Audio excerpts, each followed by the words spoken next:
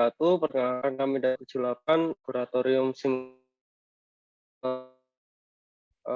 saya Bina Aziz, NPM 20132, dan partner saya Pramila Adina Putri, NPM 20036. Pada kesempatan kali ini kami akan menjelaskan mengenai tugas besar kami, yaitu tentang analisis simulasi sistem dinamik ketersediaan kedelai dalam rangka swasembada pangan di Provinsi Bali dengan menggunakan software Enzim. Untuk selanjutnya silakan Binda untuk menjelaskan latar belakang.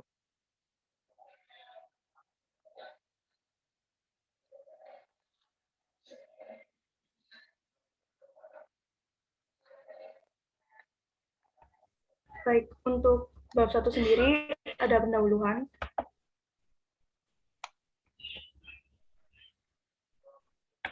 Untuk latar belakangnya, berdasarkan penjelasan, maka penulis tertarik untuk melakukan penelitian analisis simulasi sistem dinamik ketersediaan kedelai dalam rangka swasembada pangan Provinsi Bali menggunakan software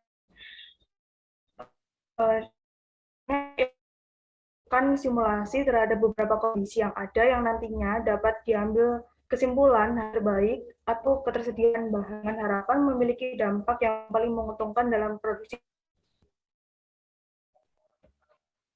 Kemudian ada rumusan masalah, ada 3 yang apa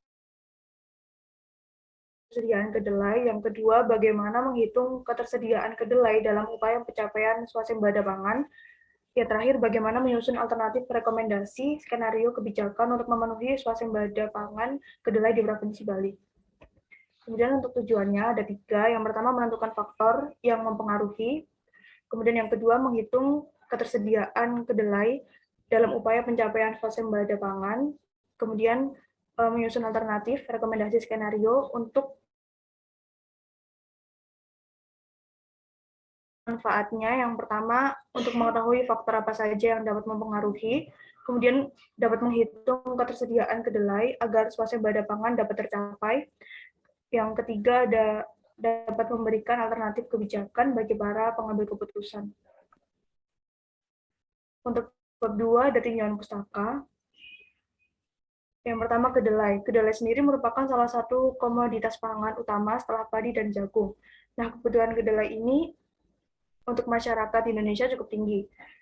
Adapun manfaat dari tanaman kedelai yang pertama untuk menurunkan berat badan, melancarkan pencernaan, dan mengendalikan kadar gula darah. Kemudian adalah simulasi. Simulasi itu berasal dari kata simulate yang artinya berpura-pura atau berbuat seakan-akan.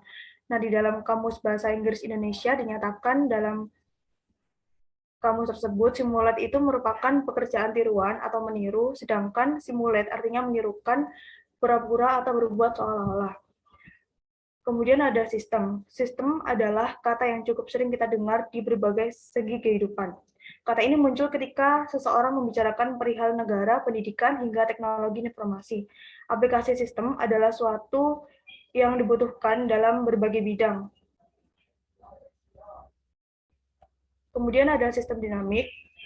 Sistem dinamik merupakan kerangka yang memfokuskan pada sistem berpikir dengan cara feedback loop dan mengambil beberapa langkah tambahan struktur serta mengujinya melalui model simulasi komputer. Kemudian ada Vensim PLE. Vensim sendiri merupakan sebuah perangkat lunak pemodelan visual yang sederhana dan fleksibel. Perangkat lunak ini dapat digunakan untuk membuat konsep, dokumentasi, simulasi, analisis, dan optimasi model sistem dinamik, mulai dari pembuatan diagram simbol kausal atau dari pembuatan diagram stop and flow. Kemudian ada swasembada pangan. Nah, swasembada pangan ini adalah istilah yang di mana kemampuan sebuah negara dalam mengadakan sendiri kebutuhan pangan bagi masyarakatnya.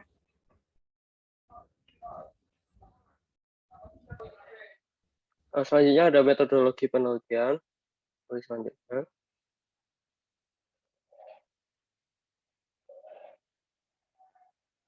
Untuk yang pertama ini adalah hasil tabulasi data dari data mentah yang berhasil diekstraksi.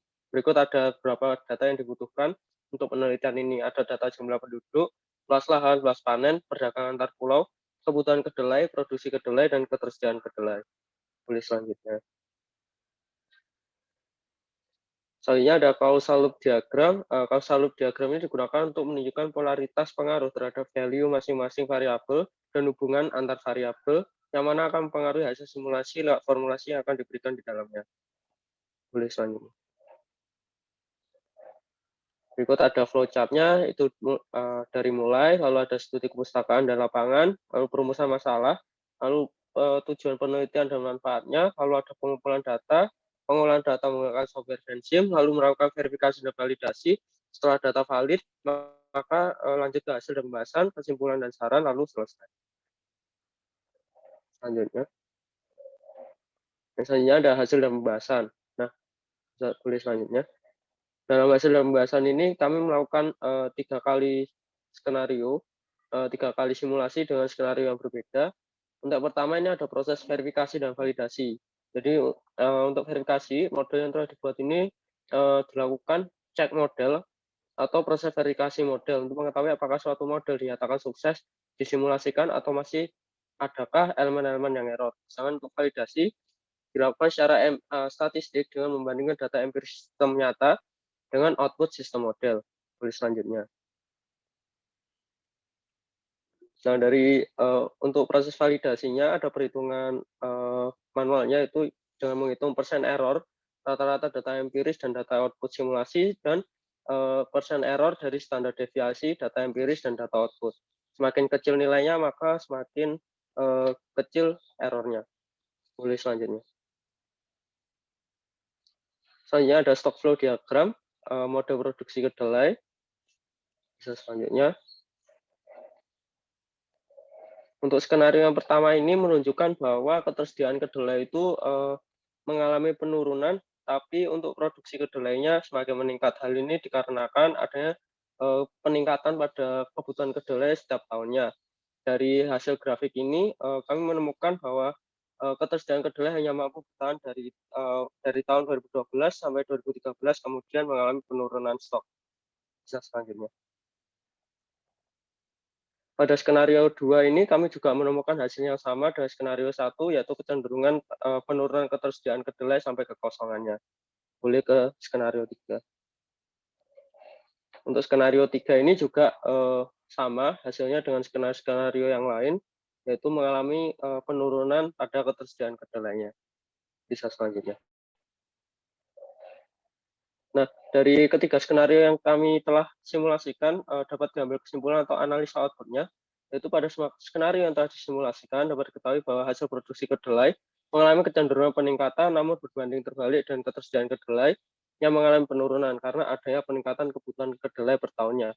Nah, dari semua skenario ini, menurut kami memilih skenario kedua dengan peningkatan produksi kedelai, terutama pada tahun 2022, ralat itu tahun 2021, yaitu sebesar 24.874,6 ton, yang mana memiliki jumlah produksi unit kedelai paling banyak dibandingkan skenario yang lain. Sehingga skenario 2 ini merupakan skenario dengan peningkatan produksi kedelai paling banyak dari tahun ke tahun. Bisa selanjutnya. Selanjutnya ada kesimpulan dan saran. Misalnya, jadi kesimpulan ini menjawab tujuan dari penelitian kami. Untuk yang pertama ini kita untuk mengetahui faktor-faktor yang mempengaruhi ketersediaan kedelai. Dari hasil penelitian kami menemukan ada tingkat produktivitas lahan, luas lahan tanam, dan panennya yang berperan pada produksi kedelai. Lalu ada faktor lain yang mempengaruhi ketersediaan kedelai ini, yaitu seperti adanya kebutuhan kedelai dalam bidang industri atau bidang produksi makanan ringan, tahu tempe, dan susu kedelai, serta dipengaruhi dengan jumlah kependudukan di Provinsi Bali sendiri. Lalu yang kedua ada berdasarkan penelitian ini, kesediaan kedelai mampu ditentukan dan diperhitungkan dengan aplikasi yang berbasis aplikasi mode ketersediaan kedelai dan memanfaatkan aplikasi Vensim sebagai eksekutor dan perhitungan dan simulasinya. Lalu yang ketiga, dari hasil analisa terhadap hasil simulasi yang telah dilakukan, dapat diketahui bahwa skenario 2 merupakan skenario yang nantinya perlu diterapkan untuk perbaikannya sebagai cara Provinsi Bali mencapai swasembada pangan. Adapun saran penelitian untuk kami, yaitu penelitian sebaiknya dilakukan uji validitas dan reliabilitas pada data yang telah diekstrak, lalu sebaiknya penyajian data mentah bisa diberikan lebih detail dengan menambahkan grafik, Lalu sebaiknya hasil simulasi diberikan penjelasan dalam perhitungan manual yang lebih detail. Silakan. Setelah ini akan dilanjutkan pengaplikasian software Vensim oleh partner saya, Benaya Harsis.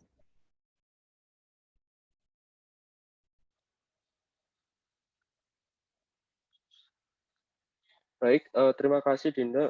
Selanjutnya saya akan menjelaskan mengenai aplikasi Vensim untuk model ketersediaan kedelainya. Jadi yang pertama kita klik new model dulu.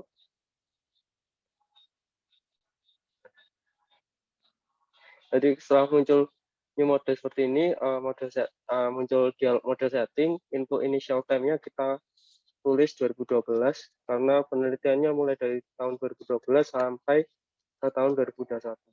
Untuk time step-nya tetap 1, lalu unit for time-nya kita ganti ke year. Klik OK. Untuk yang pertama, kita bisa buat dulu levelnya dulu. Untuk yang pertama, levelnya ini kita tulis ketersediaan kedelai.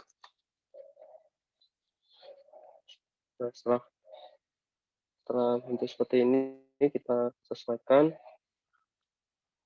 lalu kita buat rate.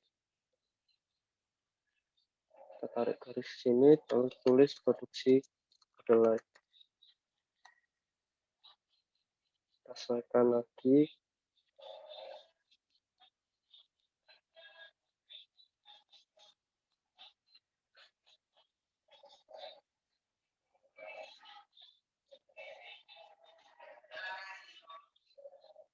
Selanjutnya kita buat rate satunya lagi untuk kebutuhan kedelai.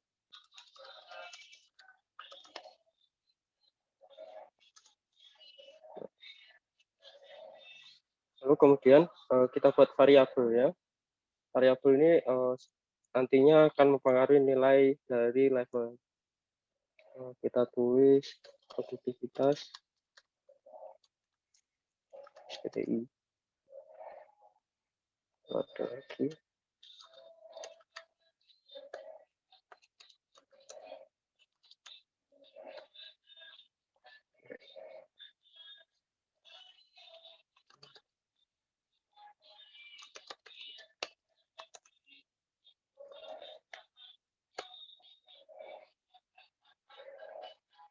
Ngeblank lah.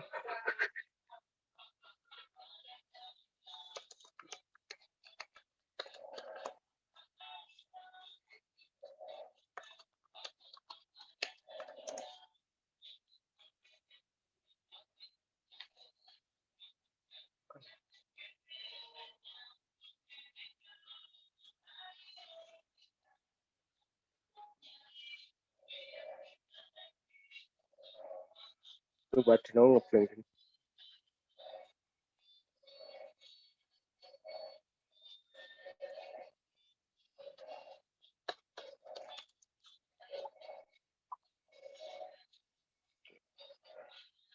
Setelah semuanya jadi, sekarang kita masuk ke kita kasih untuk hubungannya dengan mengasih arrow.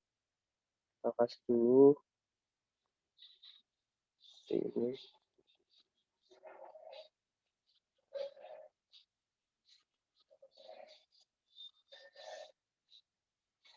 Kurang lebihnya seperti ini. Ini untuk stock flow diagramnya akan seperti ini. Jika kita ingin membuat untuk CLD-nya atau causal loop diagramnya, kita tinggal klik kanan pada anak panah ini, lalu kita kasih polaritasnya atau polarity.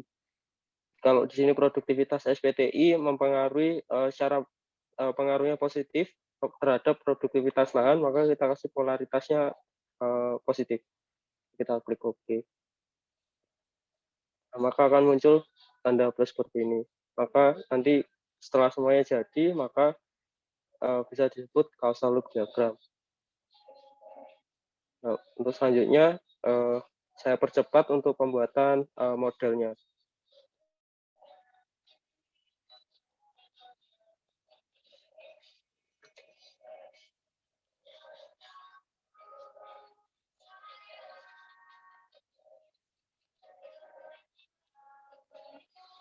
Nah, apabila semuanya telah selesai dibuat modelnya seperti ini, Selanjutnya kita bisa memasukkan formulasi atau equation-nya ke dalam setiap variabel yang telah kita buat. Nah, di sini ada beberapa parameternya atau data atau nilai value-nya terhadap setiap variabelnya. Jadi misalnya untuk produktivitas SPTI kita kasih nilai 1,35, maka kita klik dulu ke equation, lalu kita klik ke produktivitas SPTI. Nah, untuk unitnya kita sesuaikan nantinya mau nilainya berapa, misalnya ini ton per hektar. Lalu untuk equation-nya kita masukkan sesuai data atau parameter yang kita buat. Nah, seperti ini. Setelah selesai, kita klik OK. Kita lakukan sama semua untuk setiap variabelnya. Jika sudah, kita bisa menjalankan modelnya. Dengan cara kita geser seperti ini, kita blok semua.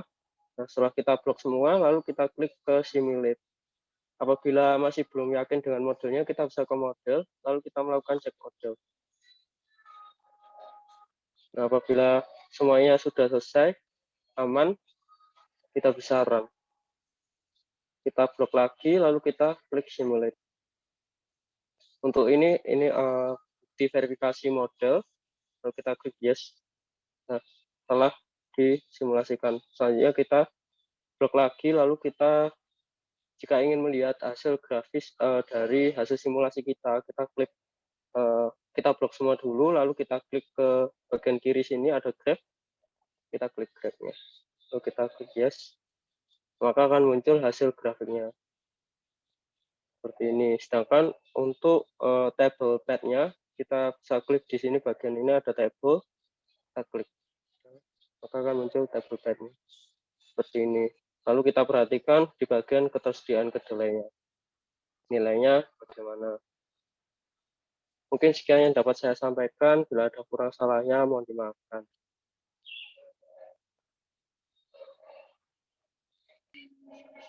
Baik, mungkin sekian yang dapat kami sampaikan dari tugas besar kami. Bila ada kurang salahnya, mohon dimaafkan. Terima kasih. Sampai jumpa di step selanjutnya.